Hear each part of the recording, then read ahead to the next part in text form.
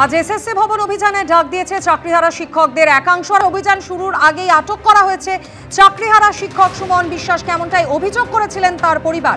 আর এবার চন্দননগর কমিশনারেটের পুলিশ সূত্রে জানা যাচ্ছে আদি সপ্তগ্রাম স্টেশন থেকে আটক করা হয়েছে সুমন বিশ্বাসকে, জানালো চন্দননগর কমিশনারেটের পুলিশ। এই বিষয় নিয়ে আরো বিস্তারিত জানতে সরাসরি কথা বলে নেব, আমাদের সঙ্গে রয়েছেন প্রতিনিধি হিন্দল দে। হিন্দল, চন্দননগর কমিশনারেটের পুলিশ সূত্রে কি জানা যাচ্ছে, কি কারণে আটক করা হয়েছে সুমন বিশ্বাসকে, কি অভিযোগ তার বিরুদ্ধে? একেবারেই দেখো যে প্রথম থেকেই তার ডাকে যে এসএসসি ভবন যে অভিযান, সেই অভিযানে যেখানে চাকরিহারাদের একাংশ তারা আজকে কিন্তু সেই এসএসসি ভবন অভিযান করবেন, তার সুমন বিশ্বাস, সেই সুমন বিশ্বাসের নেতৃত্বে সেই অভিযান শুরুর আগেই যেটা খবর আসছে, যেটা তার পরিবার দাবি করেছিল যে তাকে আটক করা হয়েছে। এবং পরবর্তী ক্ষেত্রে কিছুক্ষণ আগে পুলিশ সূত্রে যেটা জানা গেছে যে চন্দননগর পুলিশ কমিশনারেট এলাকা থেকে সেই সুমন বিশ্বাসকে কিন্তু আটক করা হয়েছে।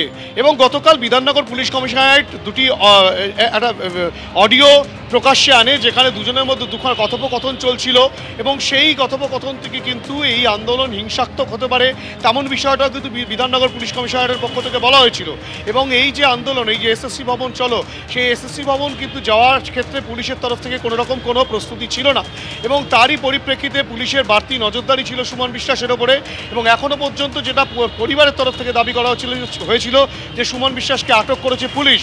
এবং কিছুক্ষণ আগে যেটা খবর পাওয়া গেল যে চন্দননগর পুলিশ কমিশনারেট এলাকা থেকে পুলিশ কিন্তু সুমন বিশ্বাসকে আটক করেছে, তেমনটাই এখনো পর্যন্ত জানা যাচ্ছে। স্বাভাবিকভাবেই এই যে এসএসসি ভবন চলো অভিযান, সেই এসএসসি ভবন চলো অভিযান কতটা সার্থক হয় বা কিভাবে তারা করেন, সেই বিষয়টা কিন্তু খতিয়ে দেখা হচ্ছে এবং বাকি অনেকের ওপরই কিন্তু নজরদারি চলছে, তেমনটা কিন্তু বিধাননগর পুলিশ কমিশনারের সূত্রে খবর।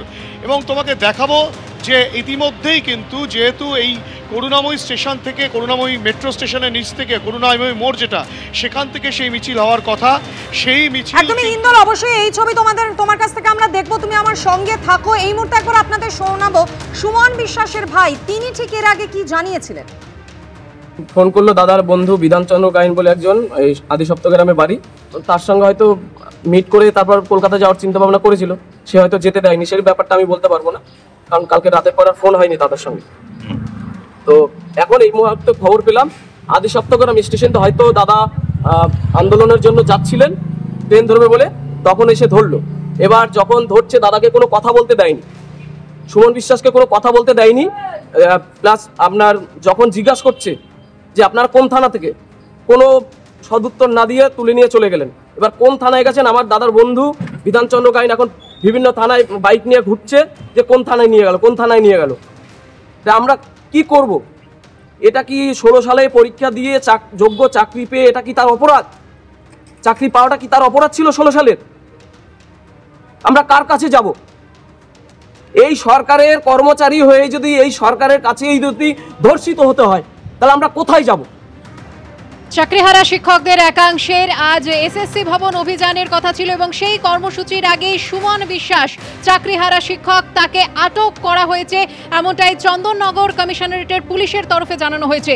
এ নিয়ে আমরা কথা বলেছিলাম সংগ্রামী যৌথ মঞ্চের আহ্বায়ক ভাস্কর ঘোষের সঙ্গে, তিনি কি জানিয়েছেন শোনাবো।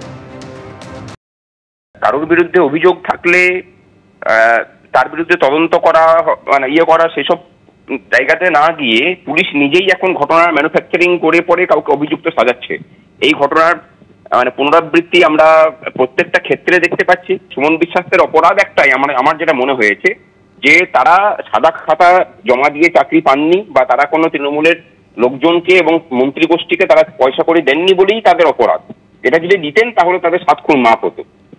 আর তাদের আরেকটা অপরাধ যে তারা যোগ্য হওয়ার পরেও সরকারের দুর্নীতির কারণে তাদের চাকরি চলে গেছে, তারা এখন চাইছেন যে তাদের চাকরিটা ফেরত পেতে যে কোনো মূল্যে।